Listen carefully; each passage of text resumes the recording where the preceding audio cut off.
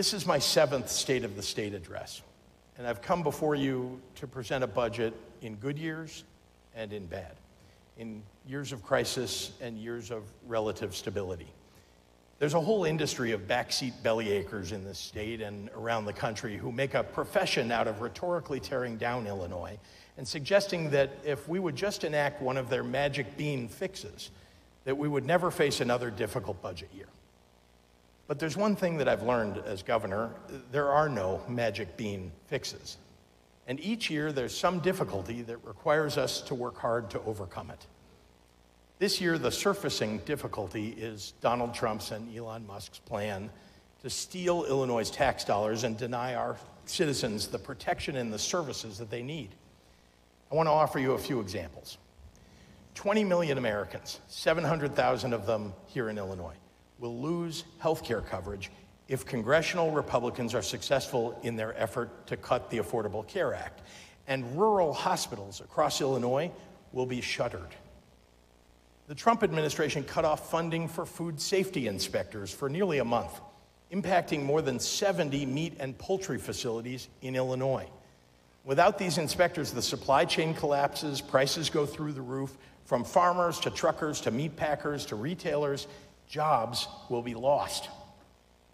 Meals on Wheels programs, which home deliver 12 million meals per year to 100,000 seniors and people with disabilities in Illinois, are on the federal chopping block. This is real. The new administration and the Republican Congress and Elon Musk intend to take these programs away. For all the Illinoisans watching at home, let me be clear. This is going to affect your daily lives. Our state budget can't make up for the damage that is done to people across our state if they succeed. There are people, some in my own party, who think that if you just give Donald Trump everything that he wants, he'll make an exception and he'll spare you some of the harm. I'll ignore the moral abdication of that position for just a second to say almost none of these people have had the experience with the president that I do. I once swallowed my pride to offer him what he values most: public praise on the Sunday news shows, in return for ventilators and N95 masks during the worst of the pandemic. We made a deal. And it turns out his promises were as broken as the BiPAP machines he sent us instead of ventilators. Going along to get along does not work. Just ask the Trump-fearing red state governors.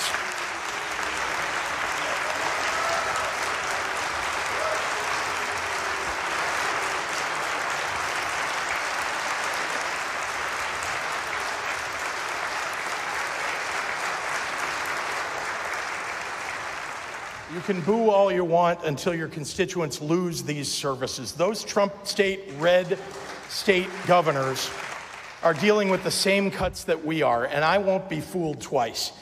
Last week, our federal courts returned a verdict rightfully condemning the once unchecked power of a former Speaker of this House. Now, if you applauded that decision like I did, then I expect you to defend and applaud those same federal courts as they check this president in his quest for unrestrained power.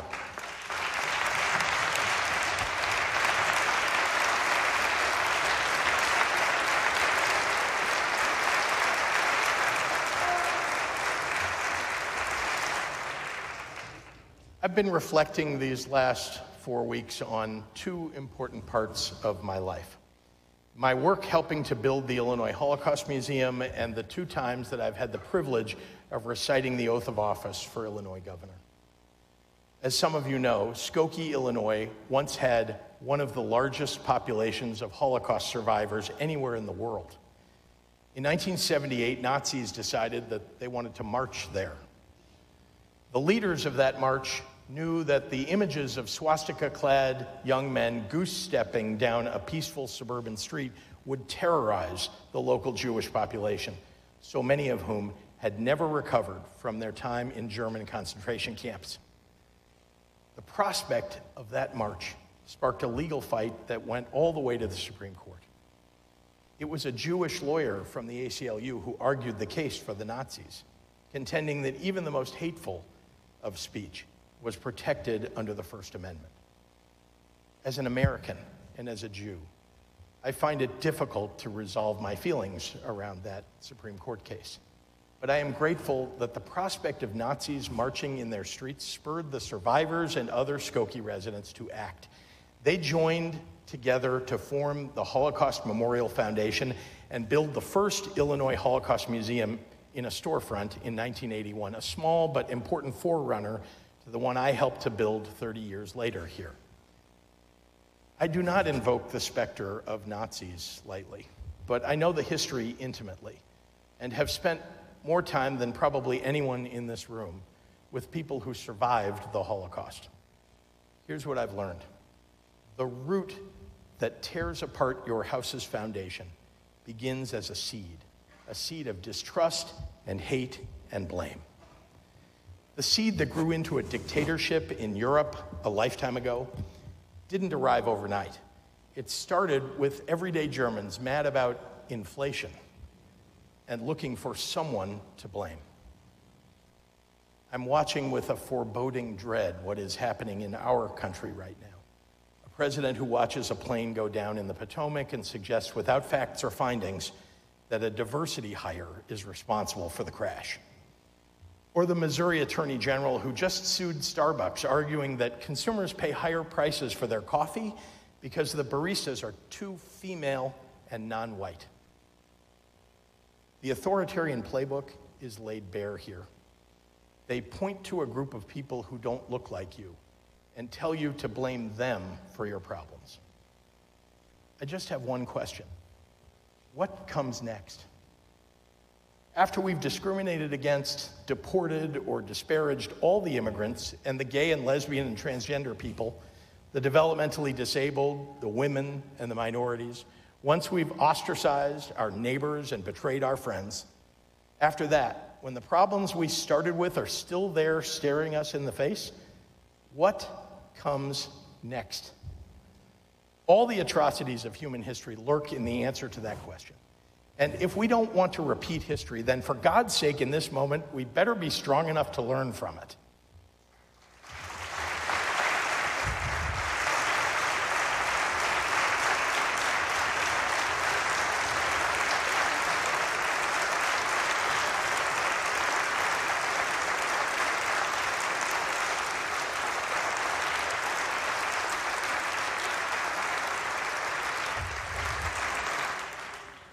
I swore the following oath on Abraham Lincoln's Bible.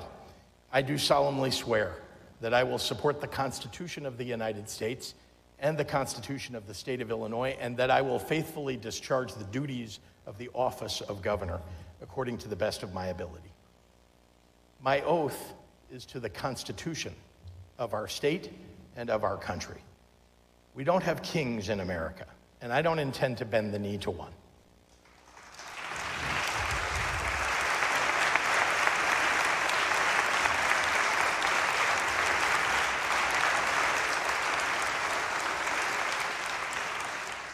I'm not speaking up in service to my ambitions, but in deference to my obligations.